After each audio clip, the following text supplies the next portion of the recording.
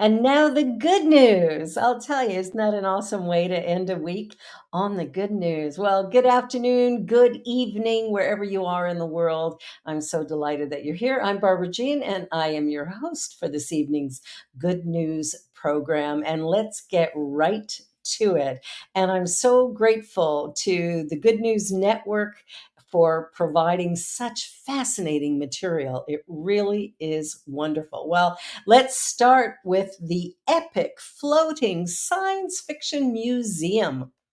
Wow.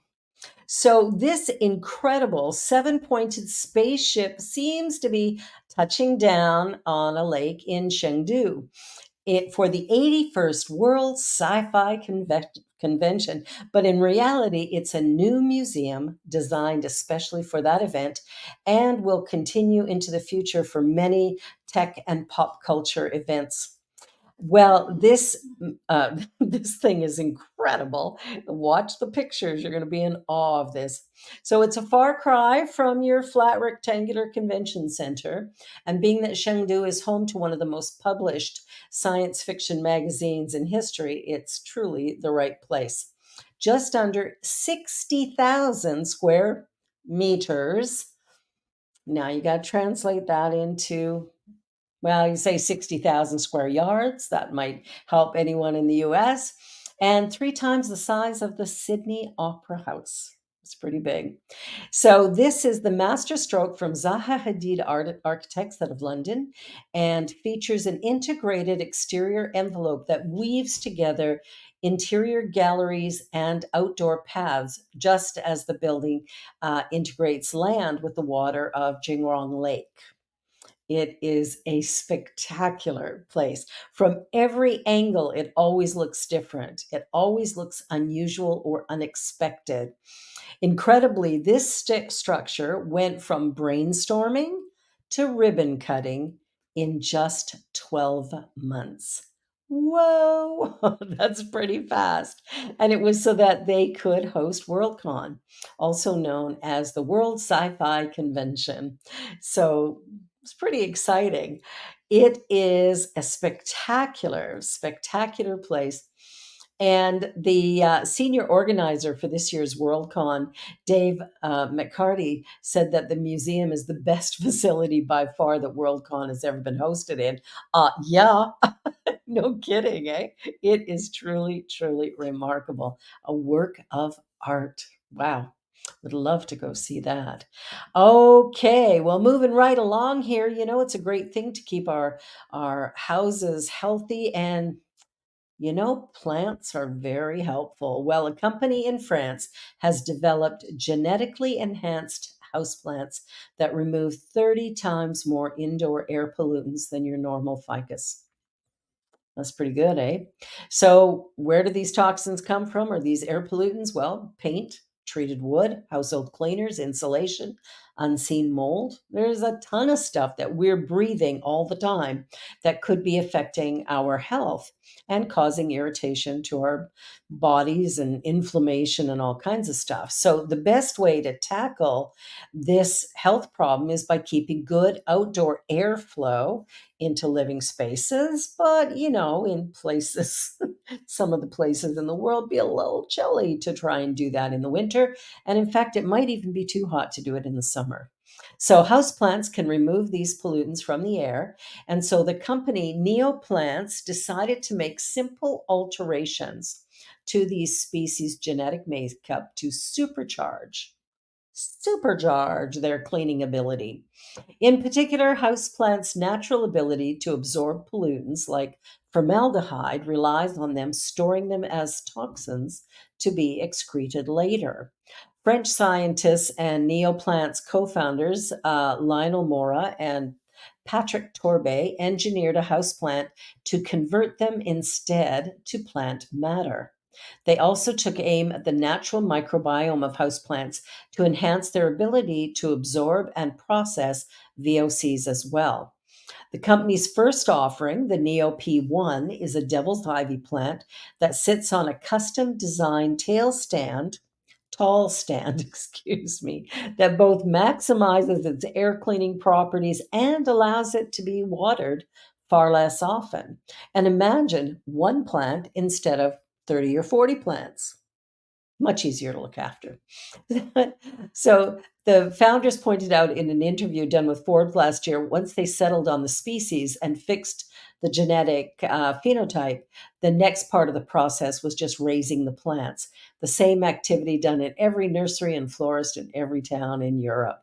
So it is thought that delivery could happen as early as August of 2024. Well, something to look forward to. Some new plants to add to my wonderful number of plants that I have. All right. Well, here's a very sweet little story about a little birdie who moved to the perfect location. You know what realtors say? Location, location, location.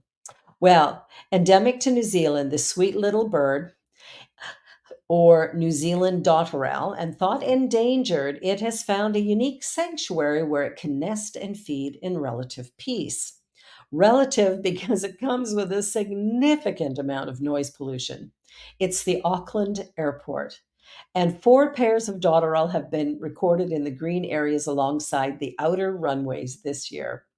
Even though anthropic elements are by and large the largest driver of species decline around the world, what can be an impediment to one species can be a sanctuary to another. And in the case of the Auckland Airport, wildlife manager Lucy Hawley said the high fences keep out the birds' invasive predators. This is very attractive to nesting dotterels, and our airfields become a real sanctuary for them. These tiny little birds take absolutely no notice of the giant planes moving all around them and have no issues setting up home right beside the taxiways. And over the last 10 years, Holly has estimated that she and her groundskeepers have seen 80 dotterels hatch on the taxiways on the country's busiest airport. The parents typically arrive between November and December, and over time, the airport has taken to work with professional wildlife biologists who have banded some of the birds in order to track their movements and their nesting behavior. So the large grassy exteriors of airports can often play host to wildlife. So why not San Francisco? The San Francisco garter snake, which can grow to 3 feet in length, has skin that looks like a black canvas painted with racing stripes of bright orange and neon turquoise. I mean, how beautiful is that? Gotta say, I don't like snakes, but while the snake is mostly isolated around the San Francisco peninsula, they are thriving in numbers near the tarmac of the airport and San Francisco's airport. A tract of 160 privately owned acres has been put to work to save the beautiful reptile, including the construction of many small ponds where the snakes can keep moist, breed, and hunt for its future prey, the red-legged frog, which is also endangered and given sanctuary on the CFO runway lawn. Airports are remarkable things. And I remember being at Charles de Gaulle Airport in Paris years ago, and on the second floor, on the window ledge, which is chrome and glass, there was a single dandelion growing out of that chrome, a little bit of dust. And it was amazing how life can live in the most unusual places. All righty, so let's go underwater here and see what's happening in the deep. Well, pristine coral reefs have been located very, very deep and thousands of years old. So we know of the Galapagos Islands biodiversity and scientific value on land, but a recent deep water expedition has revealed that this biodiversity carries on fathoms below the bellies of the island's giant tortoises. An international expedition from the Schmidt Ocean Institute has revealed the presence of 2 pristine cold water coral reefs growing alongside the walls and bases of several seamounts over 1,000 feet below the surface. Tropical coral reefs typically grow within 120 feet of the surface, but have sometimes been found at lower depths. These, however, were cold water corals, known sometimes by their shorthand of stony corals, and were found at depths ranging from 1,200 to 1,375 feet or 420 meters. The larger of the two reefs spans over 800 meters in length. And for all you football fans out there, the equivalent of 8 football fields. That is a lot. The smaller reef measures 250 meters in length, and they exhibit a rich diversity of stony coral species, suggesting that they have likely been forming and supporting marine biodiversity for thousands of years. It's a great story. Well, on that note, we're going to take a short little commercial break here. Don't leave, don't go away. There is more good news to come here on the New Thought Media Network. We'll be right back.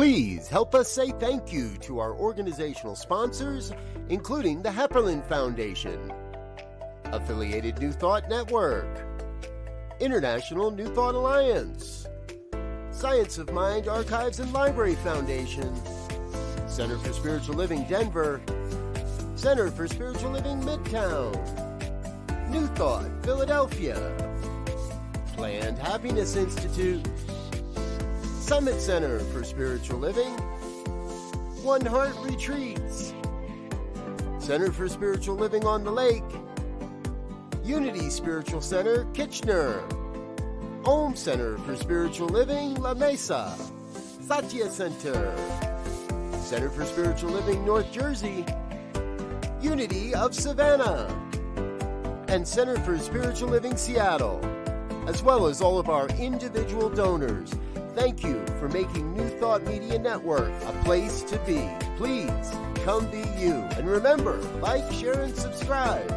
New Thought Media Network, positively inspiring. Watch me change when you change the way you look at things. The things you look at change. When you change the way you look at things, the things you look at change. When you change the way you look at things, the things you look at change. When you change the way you look at things, the things you look at change.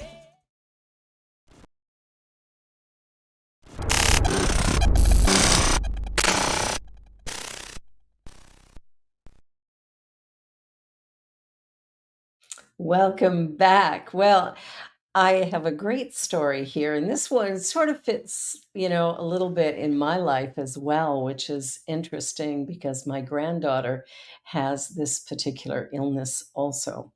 So, a Texas mother-daughter duo are given a prestigious award uh, regarding the dealing of pain with this rare disease. So, this beautiful young girl was struck with pancreatitis at the age of 7, and it is excruciatingly painful. And Rebecca, now 21, was chosen for the award because of the work with her mom, Kristen, on their nonprofit, Rebecca's Wish. When Rebecca was 12, the Make a Wish Foundation granted her selfless wish to form a group to help other children dealing with pediatric pancreatitis. My granddaughter has more of an adult form because she's 23. But Their national organization has raised over $3 million to support families whose children have the disease, to advance cutting edge medical research, and to fund fellowships that train doctors to teach such patients. I wanted to start a pancreatic charity for other children so they don't suffer like I did, Rebecca said. Rebecca's wish not only gives me a way to help others, it also helps me focus on something greater than myself, and that, surprisingly, has helped my own pain. The amount of pain that they're in is beyond anything that we can imagine, and it doesn't really let up. So this is remarkable what these two women have done. The young woman has defied all the odds since doctors told the family that she wasn't expected to live past the age of 12.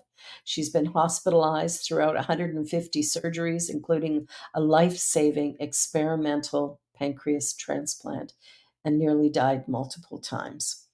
Today, Rebecca is a biomedical engineering student at Texas A&M University, working on medical research and treatment options for the disease, which is estimated to affect 3 to 13, I don't know, 3 out of every 13 children. I don't know. Anyway, 100,000 kids. That's not very clear. Three former presidents, Clinton, Obama, and Bush, still serve as co chairs for the Point of Light Award. And that's the award that she was given. Great purpose can evolve from great adversity, says Rebecca's mom. As a mom, I would never have chosen this for my daughter, but we now get the privilege to help thousands, if not tens of thousands of children, so they don't have to walk the difficult journey that we did. I've watched my granddaughter. This this is not a great a great disease by any stretch of the imagination. It's very painful. All right. So let's have some good news now. Well, I mean, that is good news, but made me a little emotional. All right. So here's some ladies who got it all figured out. They are adorable. Three friends over 100 years old in Britain have revealed their secret to a long life, which includes keeping a boy toy nearby. That made me laugh. So Daisy's 103, Irene 101, Phyllis 103, and they still laugh and enjoy life to the fullest every day. I think that's the recipe. Every woman has lived through their own fair share of triumph and torture, including world wars and loves lost. The three pals who all live in the same senior care home have now shared their advice on how to live for a century, including staying active and happy, treasuring family, fresh air, and nature. Daisy Taylor, turning 104 this month, said she makes the most of every day and loves having her large family around her to help her do this. We all meet and we enjoy life. I look forward to it. I live life to the full. I'm always on the go. I don't like sitting around. Sitting in a chair is not my scene, really, but it's come to that now, she said, even though the staff at Manor Lodge help keep her busy. She has two daughters, one son, 10 grandchildren, 23 great grandchildren, and the staff in Essex says she loves activities. They say both Daisy and Phyllis are the oldest people to attend their movement to music classes and be able to participate fully. How cool is that? Yoga, dancing, cycling. I've always been into exercise classes, and mixing with people is a nice thing. Daisy's husband, to whom she was married for 39 years, passed away at just 60, and now she brags that she has a boy toy in another local care home who's 96. I love that. Irene Rankin, who has always loved being outdoors, describes herself as an easygoing soul who gets on well with mostly everything. I like to be in the fresh air alongside the seaside in nature. I remember walking for miles. The animals and the plants have always taken my fancy because they are living creatures. Irene, who worked with machines and upholstery, the same job as Daisy, has always thrown herself into her hobbies and things that make her happy, admitting there aren't many things she dislikes. Captain of her school swimming team, Irene has always loved swimming and diving, cooking, and gardening. But the Doris Day fan says one of her biggest loves in life is music. The Manor Lodge staff says the joyful lady dances all the time. I like to sing in my own way. Music always brings back such lovely memories, and I thoroughly enjoying it. Dancing, laughter, and joining in are things I have lived by. So, here's your prescription for a great long life. Love what you do, laugh and play, and be sure to keep a little toy on the side. So that's the good news for anybody who wants to live to be 100 or more. I love that. So here's a great guy. We're hearing a lot about homelessness, people who are unhoused, and this man decided he has a solution. And he has built these little homes. This comes from sunnyskies.com, a good news place, and we're really grateful that they are willing to share their material with us. So, this millionaire is building affordable tiny homes for the homeless. This is in Canada, Fredericton, New Brunswick. After successfully selling his software company for millions, Canadian entrepreneur Marcel Lebrun has embarked on a mission to address homelessness in New Brunswick. His latest project, 12 Neighbors, is a tiny home village providing affordable and secure housing for formerly homeless residents in Fredericton, New Brunswick, Canada. The founder of this groundbreaking initiative became a multimillionaire after selling his social media company to a tech giant. Now he's utilizing his wealth to make a significant difference in the lives of the estimated 600 chronically homeless people in New Brunswick. This is something that could be done globally. These little homes could make a difference for so many people in a time when the need is beyond anything we could imagine. So, bravo, Marcel. Good job. You are definitely a gift at a time when we need it most. Well, in the digital age where platforms like Tumblr and Instagram are teeming with an abundance of content, we stumble upon hidden gems that capture our hearts. And one is this talented poet, Raquel. Well, Raquel's poetry doesn't just touch the soul, it envelops it with a warmth that lingers long after the words have been read. Well, let me share her poem with you. She didn't title it, but the writer of this article says maybe it should be called How Wonderful to Be Alive. I Am Sorry for Forgetting. What a great title. All right, so sit back and relax. Actually, life is beautiful because the sound I make while trying to breathe around hot food sounds like my dog trying to eat an apple. When I yawn, my cat tries to put his face in my mouth like a little dentist man.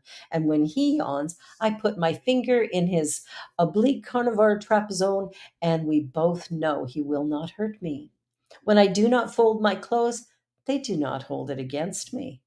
I am demonstrably sad and lonely and full of fear, but there are other people who will hold my hand, who will point out the hawk overhead, who will give you that look in a public place.